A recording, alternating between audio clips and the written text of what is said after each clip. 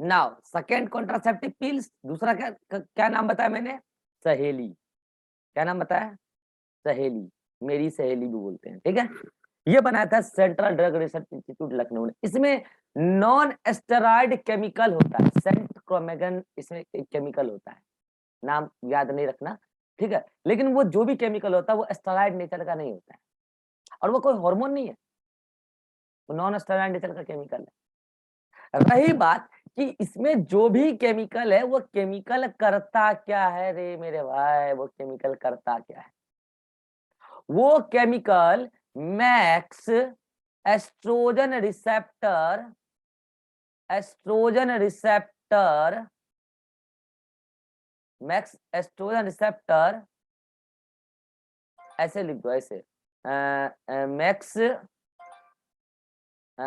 मतलब कि उसको डिसकन्फिगर कर देता है, मतलब उसके कॉन्फ़िगरेशन को बिगाड़ देता है, ऐसे बोलो ना, disturbs, disturbs configuration of estrogen receptor. Estrogen के रिसेप्टर को ये केमिकल उसका कॉन्फ़िगरेशन को बिगाड़ देता है। अब मुझे बताओ, अगर उसके कॉन्फ़िगरेशन को ही बिगाड़ देगा तो कभी एस्ट्रोजन बाइंड कर पाएगा उस पे?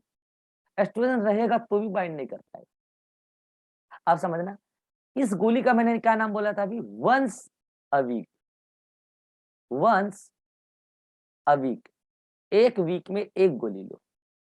और इस गोली को कैसे लेते हैं? बस इसी तरीके से, पहला जिस दिन से ब्लीडिंग स्टार्ट हुआ एक गोली लो, 7 दिन रुक जाओ, ध्यान रखना 7 दिन के बाद अलार्म लगा के, फिर अगले दिन गोली लो,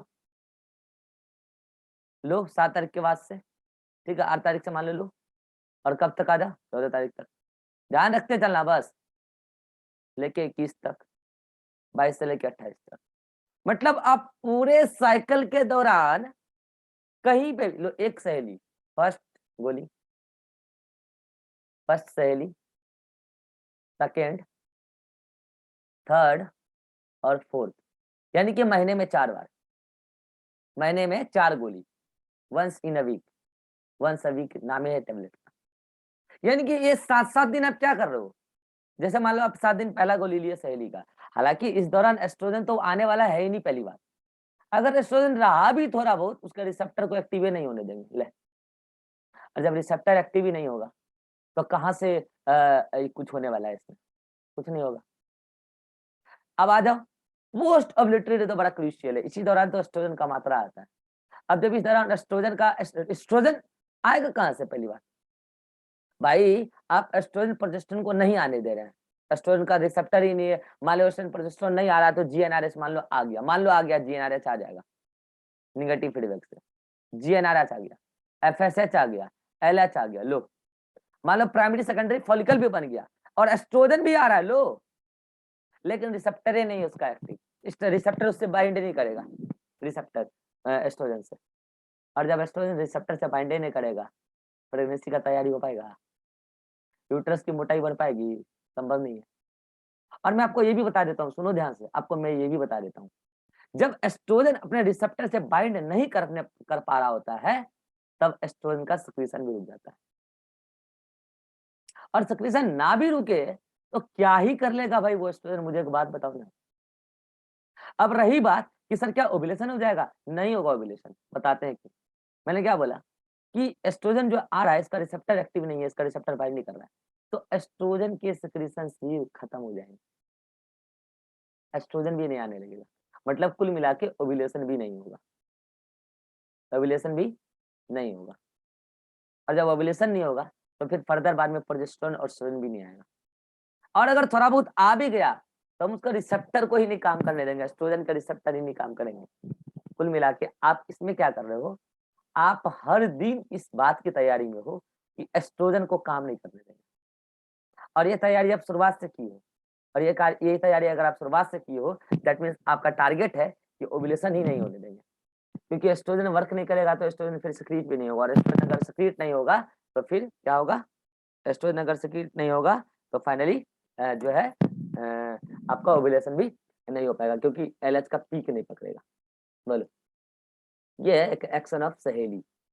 बोलो सहेली का वर्किंग समझ में आ रही बा? Yes sir.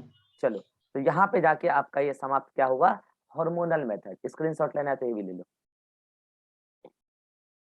हार्मोनल मेथड समाप्त हुआ। नेक्स्ट वन, नेक्स्ट है last method, sixth method of contraceptive method, intra uterine devices, short में कहते हैं IUD. Intra uterine devices, IUD, intra uterine devices. समझना ध्यान से इसके बारे में क्या है। ये 3 प्रकार का होता है। यस, पहली बात तो ये 3 प्रकार का होता है। एक होता है नॉन मेडिकेटेड, जिसमें मेडिकल टीम ने कुछ अलग से मेहनत करके नहीं बनाया है, नॉन मेडिकेटेड। एक होता है कॉपर रिलीजिंग या आयन रिलीजिंग भी बोल सकते हो, और एक होता है मेडिकेटेड। और मेडिकेटेड को ही आप बोल सकते हो, मेडिकेटेड आईओडी को ही आप बोल सकते हो hormonal IOD, hormonal intrauterine devices. ठीक है, आओ अब समझो एक एक करके। सुनो, पहली बात तो ये कहाँ इंसर्ट किया जाता है, ये डायग्राम याद करो। ये क्या है आपका? ये मान लो ये यूट्रस का फंडस है, यहाँ से शुरू हुआ फैलोपियन ट्यूब, और ये क्या है? ये हो गया आपका बॉडी वाला पार्ट, और ये सर्विक्स, और फिर नीचे वेजाइना। ठीक है, तो होता क्या है पता है? एक ना ट्यूब जैसा कोई, मतलब कि एक फ्लेक्सिबल इस टाइप का ट्यूब ले लेते हैं, लाइक दिस, इस टाइप से बता रहा हूँ, इस टाइप से फ्लेक्सिबल ट्यूब होता है, रबर का बना हुआ। ठीक है, इसके अंदर ये पिंक कलर का देखो डिवाइस लगा रहे हैं, हालांकि ये बाहर की तरफ होता है, हम इसको उंगली डाल के अंदर घुसा देते हैं टी शेप में, इस टाइप से। ठीक है, और इससे पतला धागा लटका रहता है, धागा बाहर तक निकला रहता है। ठीक है, उधर से धागा को घुसाए, इधर पकड़ के थोड़ा सा खींच लिए, नीचे आ गया, सरक गया, या फिर इधर से घुसा के उधर ऊपर भेज दिया थोड़ा सा। ठीक है, अब क्या करते हैं, इस पूरी रबर को, इस वेजाना को होते हुए अंदर घुसाते घुसाते घुसाते घुसाते यहाँ तक पहुंचाते हैं। रबर जब यहाँ पहुंचता है, रबर जब यहाँ पहुंचता है, तो ये जो आपको टी शेप का दिख रहा है स्ट्रक्चर, वो इसके साथ क्या हो जाता है, इस टाइप से अटैच हो जाता है। किसके साथ? फंडस के साथ जुड़ गया, और धागा लटक रहा है, धागा लटक रहा है पीछे तक, ये देख लो यहाँ तक, इवन थोड़ा सर्विक्स से बाहर भी। तो ये अब कहाँ शिफ्ट हो गया? यूट्रस में। अब क्या करते हैं, इस लाल वाले को खींच लेते हैं पकड़ के, ये बाहर आ जाता है। ठीक है, लो, जहां भेजना था वो यूट्रस में जा चुका है। अब ये लाल वाला जो है, ये 3 टाइप का चीज हो सकता है। ये जो पिंक कलर का है, हो सकता है कि ये प्लास्टिक हो, क्या बोला मैंने? हो सकता है कि ये कोई प्लास्टिक हो, या हो सकता है कि वो कोई आयन रिलीजिंग डिवाइस हो, आयन रिलीजिंग डिवाइसेस हो, या हो सकता है कि वो कोई ऐसा डिवाइस तैयार किया गया हो जो थोड़ा थोड़ा अमाउंट में हार्मोन रिलीज करेगा, हार्मोनल रिलीजिंग डिवाइसेस हो, वो पिंक कलर का जो आपने इंसर्ट करवाया वहां पे। अब समझो इससे क्या होने वाला है। अगर प्लास्टिक रहा तो पता है, ये जो आपको ये यूट्रस की दीवार दिख रही है ना, एंडोमेट्रियम, इसमें ना बड़ा इरिटेशन होने लगेगा फीमेल को, क्योंकि ये प्लास्टिक हमारे बॉडी का चीज ही नहीं है, हमारा फॉरेन पार्टिकल है प्लास्टिक, उसकी यूट्रस में इरिटेशन होने लगेगा, बॉडी पहचान लेगा ये तो फॉरेन पार्टिकल है, मारो इसको, भागो भागो भगाओ इसको। बॉडी में जब भी ऐसा स्टिमुलस मिलता है कि बॉडी में कोई फॉरेन पार्टिकल आए, तो हमारे बॉडी का इम्यून सिस्टम एक्टिव हो जाता है, और इम्यून सिस्टम बना लेता है फेगोसिटिक सेल। तो इस प्लास्टिक के रिस्पॉन्स में क्या बनने लगेगा? फेगोसिटिक सेल, डब्ल्यूबीसी वगैरह आने लगेगा वहां। और अब क्या होगा, लोगों, फेगोसिटिक सेल आके तैयार है। अब क्या होगा, कल को इसका मेल पार्टनर कोएटस किया, स्पर्म आया, लो, जब स्पर्म यहाँ तक आएगा तो यहाँ पे बहुत सारे फेगोसिटिक सेल पहले से ही तैयार है, ये लो, लठ लेके बैठे हैं फेगोसिटिक सेल, लठ लेके बैठे हैं, ये सब क्या करेंगे, इस स्पर्म को मार देंगे। फॉर एग्जाम्पल स्पर्म गलती से बच के आगे चला गया और फर्टिलाइजेशन कर दिया अंडे को, तो जायगोट उधर से आएगा, जायगोट आएगा, अब ये जायगोट को ही मार देंगे कुल मिला के। प्रिंसिप दूसरा, अगर ये स्पर्म इधर आ रहा है, मान लो ये प्लास्टिक यहाँ पे ये बना दिया गया है, अब अगर ये फेगोसिटिक सेल मार नहीं पाया किसको, इस जायगोट को, फर्टिलाइजेशन होने के बाद, इम्प्लांटेशन होने के बाद, तो कोई बात नहीं है, इसको इम्प्लांट कहाँ करना था, यहीं पे ना। थोड़े दिन में ये इस तरीके से ऐसे ऐसे कवर अप कर लेता है पूरी इसको, मतलब कि थोड़ा सा फ्लैट हो जाता है, पूरी फंडस को कवर अप कर लेता है, ये इम्प्लांट कहाँ करेगा, वैसे भी इम्प्लांटेशन रुकना है। यानी कि आप गौर कर पा रहे हो कि ये जो नॉन मेडिकेटेड आईओडी है, ये जो नॉन मेडिकेटेड आईओडी है, पहली बात तो इसने किसको रोका, फर्टिलाइजेशन को, यस और नो। देन इसने किसको रोका, इम्प्लांटेशन को, इम्प्लांटेशन को। ऑब्वियस सी बात है, फर्टिलाइजेशन को भी रोक रहा है स्पर्म को मार के, लेकिन इम्प्लांटेशन को भी। क्या ये बैरियर मेथड की तरह भी एक्ट कर रहा है, बिल्कुल कर रहा है, बिल्कुल कर रहा है, बैरियर मेथड की तरह, बैरियर मेथड की तरह एक्ट कर रहा है, बिल्कुल कर रहा है। इसमें अगर एक ऑप्शन चूज करना पड़े, मोस्ट प्रायोरिटी जाएगा implantation, then barrier method, then fertilization. बताता हूँ ये नॉन मेडिकल। पहली बात तो आईओडी प्रिवेंट्स इम्प्लांटेशन, याद रखना, आईओडी बनाया गया है इम्प्लांटेशन को रोकने के लिए। आप कोई भी चीज यूट्रस लेवल पे इंसर्ट कर रहे हो कोई डिवाइस को, तो जाहिर सी बात है कि आप इम्प्लांटेशन ही रोकना चाह रहे हो, सिंपल सी बात। तो आप आंसर मारोगे इम्प्लांटेशन। आप बोलोगे सर अभी तक तो आप बताते थे कि जो पहले रुकेगा उसका आंसर मारना है, तो इस हिसाब से तो barrier method most appropriate answer लग रहा है, बिल्कुल लग रहा है। लेकिन मैं कह रहा हूँ आईओडी में आपको ज्यादा झोल में नहीं फंसना है, आपको आंसर लगाना है implantation most appropriate answer. IOD prevents principally implantation, NCERT में डायरेक्ट लिखा है, ठीक है। अब समझो, तो फेगोसिटिक सेल वाले के केस में तो क्या हुआ, मतलब कि प्लास्टिक, अच्छा ये इस प्लास्टिक का मैं आपको एक एग्जांपल भी बताता हूँ। मार्केट में लिपेज लूप के नाम से आता है, लिपेज लूप। तो इसमें क्या होता है, ये यूजर खुद नहीं लगा सकते, इसके लिए डॉक्टर्स के पास जाना पड़ेगा या नर्सेस के पास जाना पड़ेगा। कोई बहुत बड़ी सर्जरी वर्जरी नहीं होगी, लेकिन डॉक्टर ही अच्छे से इसको लगा पाएंगे। तो ये लिपेज लूप प्लास्टिक है, हमारे डेसिडुआ को, ये मतलब हमारे इसको, सॉरी, एंडोमेट्रियम को इरिटेट करेगा, फेगोसिटिक सेल आएगा जो स्पर्म को किल करेगा, या बैरियर मेथड की तरह करेगा, या फिर इम्प्लांटेशन को रोकेगा। Now next is copper releasing iodine. यहाँ पे आयन कौन है, मोस्टली कॉपर है। हालांकि एक साइंटिस्ट है जर्मन, उन्होंने सबसे पहले काम सिल्वर आयन को लेकर किया था। पता चला फीमेल के यूट्रस में जब तक सिल्वर आयन रहता है तब तक इम्प्लांटेशन नहीं होता, तब तक प्रेगनेंसी नहीं होता है। बाद में इसी चीज को कॉपर आयन पे ट्राई किया गया, जो काफी सेफ और इफेक्टिव और सस्ता पड़ रहा है। तो जो है सिल्वर के कंपैरिजन में सस्ता पड़ रहा है, तो इस कॉपर को भेजा गया वहां पे। कैसे, इसी तरीके से, इसी तरीके के शेप में, टी शेप में, इसलिए नाम है कॉपर टी।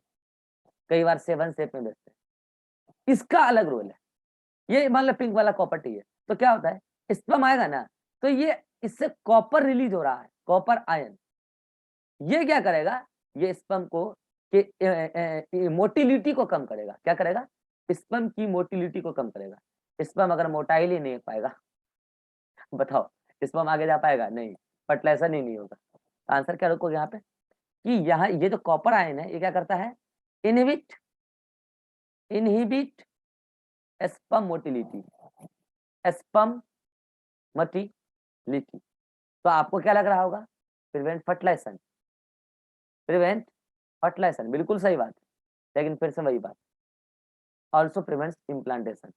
अरे भाई हम ये पूरा पूरा चांस मान के चल रहे हैं कि कुछ स्पर्म तो आगे चला जाएगा, लेकिन चला जाए कोई दिक्कत नहीं है, यहाँ आओ ना, अब इम्प्लांटेशन नहीं होने देंगे। ये कॉपर आयन उस जायगोट को मार देगा, ब्लास्टोसिस्ट को मार देगा। आप यहाँ पे भी आंसर एक चूज करना पड़े तो इम्प्लांटेशन, अदरवाइज ये आंसर सही है। आईओडी प्रिंसिपली प्रिवेंट इम्प्लांटेशन, ध्यान रखना। तो ऐसा ही काम कौन करता है आपका, एग्जांपल बता देता हूँ मैं इधर। ऐसा ही कौन कौन काम करता है आपका, कॉपर टी, कॉपर 7, या एक है मल्टी लोड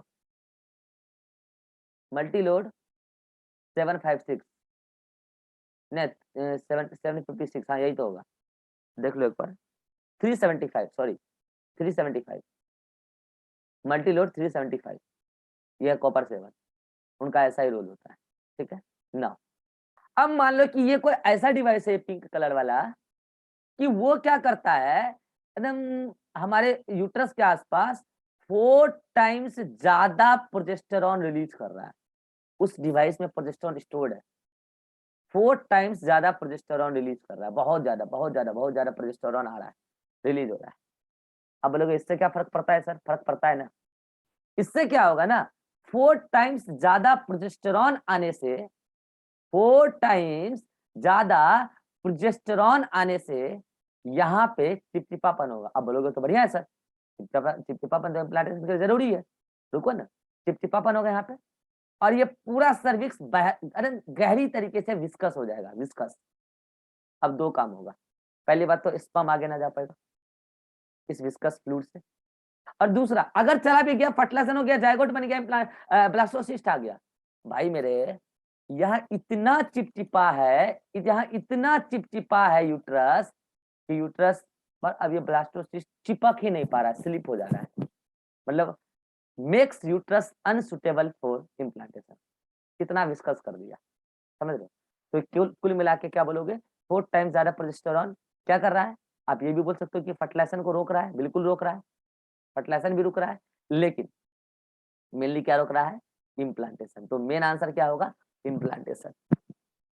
बोलो, एवडी समझ में आया? इंट्रा यूटेराइन डिवाइसेस 3 प्रकार का, नॉन मेडिकेटेड, कॉपर रिलीजिंग, और मेडिकेटेड में हार्मोनल।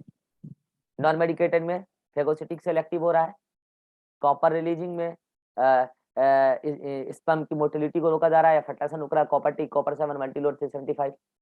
और हार्मोनल मेथड में इसका एक एग्जांपल याद रखना, प्रोजेस्टाट, प्रोजेस्टाट सिंथेटिक प्रोजेस्टेरॉन है, वो डालते हैं 4 टाइम ज्यादा डिवाइस के थ्रू। ये डॉक्टर्स लगाते हैं, नर्सेस लगाती है, यूजर खुद नहीं लगा सकता। दूसरा, ये सब ऐसे ऐसे डिवाइस है ना जो सालों साल काम आते हैं। ये जो आपको मैंने बताया कॉपर टी वगैरह, ये सब 5-5 साल, अब तो 10-10 साल तक का बन गया है, 10-10 साल तक आपको प्रेगनेंसी नहीं होने देगा। और दूसरी बात, इसकी रिवर्सिबिलिटी बहुत अच्छी है। जब आपको चाहिए कि प्रेगनेंसी करना है, या धागा लटक रहा था, देखो धागा पकड़ के खींच लो, तुम नहीं, डॉक्टर खींचेंगे वहां जाके, धागा पकड़ के खींच के निकलवा लो, फिर करो कोई टेस्ट, हो जाएगा प्रेगनेंसी। अब मैं आपको बताता हूँ, एक दिन मैंने बोला था वर्ल्ड वाइड कॉन्डोम सबसे ज्यादा यूज होता है, वर्ल्ड वाइड। आज मैं कह रहा हूं इंडिया में कॉन्ट्रासेप्टिव मेथड के नाम पे सबसे ज्यादा आईयूडी यूज होता है। इंडिया में कॉन्ट्रासेप्टिव मेथड के नाम पे सबसे ज्यादा आईयूडी यूज होता है, और वो भी कब? जब बच्चों के बीच में स्पेस देना हो। पहला बच्चा हुआ, अब चाह रहे हैं कि 3 साल बाद हो, तो 3 साल तक कोई टेस्ट तो करेंगे ही, तो आईयूडी लगवा लीजिए, कॉपर टी लगवा लीजिए। कई सारी नई नई शादियां हुई, आज शादी हुआ, कल जाकर कॉपर टी लगवा लिया, या शादी के पहले ही कॉपर टी लगवा देता है लड़की को, अगर दोनों तरफ से हाँ है, लड़का लड़की वाली तरफ से। क्या है भाई? क्योंकि लड़की अभी और पढ़ेगी और पढ़ाई करेगी, क्वार्टर्स तो करेगा, क्वार्टर्स करेगा तो कॉपर टी लगवा दीजिए, ताकि पढ़ाई डिस्टर्ब ना हो, प्रेगनेंसी होगा, बच्चे होंगे, बच्चे को सामने में समय जाएगा तो पढ़ाई नहीं हो पाएगा, तो कॉपर टी लगवा दीजिए पहले ही, या शादी के जस्ट अगले दिन लगवाइए, तब जाके क्वार्टर्स, ऐसे जाके। तो कुल मिला के, क्योंकि वो चाह रही है कि हमको 3 साल पढ़ना है, 5 साल पढ़ना है, हमको 10 साल अभी पढ़ाई करना है, अभी हमको बच्चा नहीं चाहिए, भले शादी कर लिए ऐसा इमरजेंसी में, लेकिन हमको बच्चा नहीं चाहिए, तो कोई बात नहीं है, आप लगवा लीजिए कॉपर टी, या फिर कोई हार्मोन वाला ही लगवा लीजिए। कॉपर टी बहुत फेमस है इंडिया में, ठीक है। तो इंडिया में कॉन्ट्रासेप्टिव मेथड के नाम पे सबसे ज्यादा यूज किया जाने वाला कौन है? ये आईयूडी है, और अच्छा है, सबसे इफेक्टिव मेथड है, आईयूडी को ही आइडियल मेथड मान रहे हैं। रिवर्सिबिलिटी भी है, सक्सेस रेट तो तगड़ा है, फेल्योर रेट 3%, 97% सक्सेस होता है, फेल्योर रेट 3%, 97% सक्सेस होता है, यस। अब मैं आपको एक बात बताता हूँ, आपको क्या करना है ना, कि जब आप हॉस्पिटल्स में जा रहे हो लगवाने के लिए आईयूडी वगैरह, तो वहां पे आपको सर्टिफिकेट्स मिलता है, चाहे प्राइवेट हॉस्पिटल हो या सरकारी, सर्टिफिकेट जरूर ले लेना, बता रहे हैं कारण, सर्टिफिकेट जरूर ले लेना। ये इस बात का प्रमाण है कि हाँ भाई आप 4 साल के लिए क्वार्टर्स करोगे और प्रेगनेंसी नहीं होगा, ये आपको हॉस्पिटल गारंटी दे रहा है, चाहे सरकारी अस्पताल हो या प्राइवेट, क्योंकि आपने आईयूडी लगवाया है। आईयूडी में गारंटी मिल रहा है आपको, कंडोम वगैरह में नहीं। वो तो आपको बोलता है कि हम, हमारी कंपनी आपके लिए बेटर सर्विस करती है, लेकिन गारंटी नहीं देती है। आईयूडी आपको गारंटी दे रहा है एकदम। अगर वो गारंटी फेल हो गया तो क्या करेंगे, आओ समझाते हैं। नाउ यहाँ पे जाके हमारा वो टॉपिक समाप्त हुआ कि हम प्रेगनेंसी कैसे रोक सकते हैं। अच्छा सुनना, यहीं पे मैं आपको इमरजेंसी पिल्स का भी कंसेप्ट बता देता हूँ। क्या क्लास का समय हो गया है? कितना बजे जाना है रिभा? 40 तक। 40 तक, 10 मिनट है ना, 10 मिनट है ना। एक काम करें, कल ही बता देते हैं, कल ही बता देते हैं। एक काम करो, याद दिलाना कल कि इमरजेंसी पिल्स बताना है, उसके बाद आगे बढ़ेंगे, ठीक है? इमरजेंसी पिल्स बताएंगे फिर आगे बढ़ेंगे। आप समझो ध्यान से, ये वाला सहेली का वर्किंग है, चाहो तो ये भी नोट्स में ऐड कर लेना, और ये वाला आईओडी ये तो पूरा लिखा हुआ है नोट्स में, ठीक है? और ये डायग्राम बनाने की जरूरत नहीं है। आ जाओ एनसीईआरटी होमवर्क।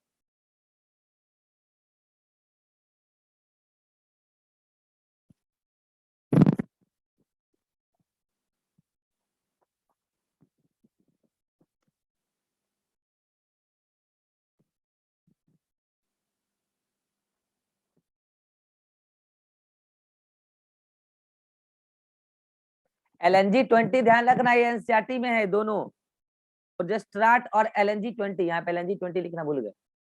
LNG 20 ये दोनों एनसीईआरटी का एग्जाम्पल है। एनसीईआरटी पेज नंबर 60, वहां से शुरू करना और आ जाना पेज नंबर 61। यहाँ पर कहाँ से शुरू करोगे? तो कल जहाँ पे रुकवाए थे लास्ट पैराग्राफ से,